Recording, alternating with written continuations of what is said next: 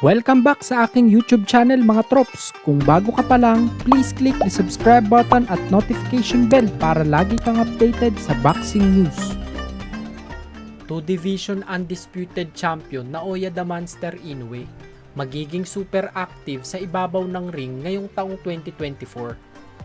Ayon sa isa sa mga member ng Boxing Writers Association of America na si Daisuke Sugira, ay sinabi daw ni Inoue na plano niya na lumaban ng 3 beses ngayong taon at ito ay magfo-focus lang sa 122-pound super bantamweight division.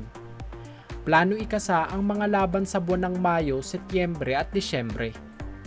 Patungkol naman sa posibilidad na pag-akyat sa 126-pound featherweight division ay depende pa daw ito dahil papakiramdaman pa daw ni Inoue ang kanyang katawan sa susunod na taon.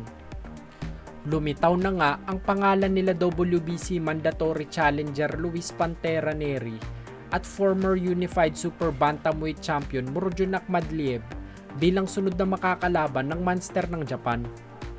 Kung sakaling magtuloy-tuloy ang panalo at hindi magka-injury si Inoue ay malaki ang tsansa na mabuksan ang slot para sa kanyang third fight sa Disyembre.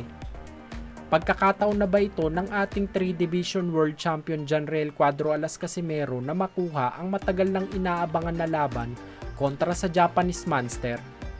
Sa ngayon ay wala pang opisyal sa paparating na laban ni Casimero, ngunit kahit sino ang makatapat nito ay dapat ay magkaroon siya ng impresibong panalo, nang sa ganon ay luminaw ang tsansa sa isang Inoue fight.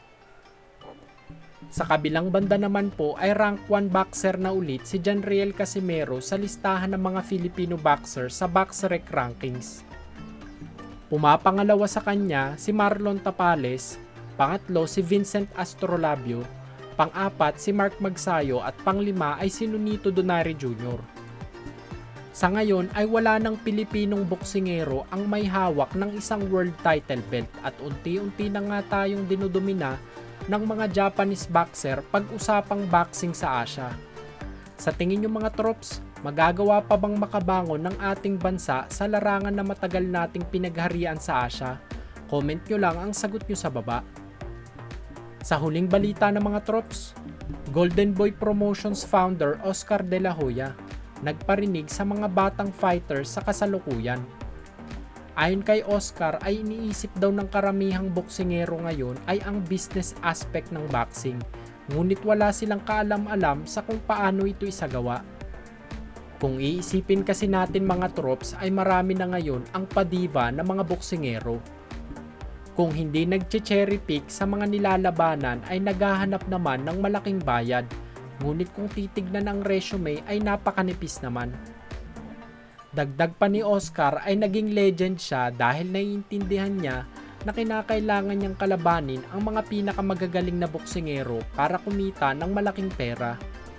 Kusa na kasing lalaki ang kita sa boxing kung sakaling putok at kilala na ang pangalan ng isang boksingero na napatunayan na rin ng mga datihang boksingero.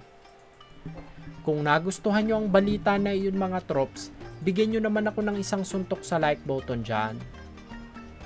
Yun lamang po at maraming salamat.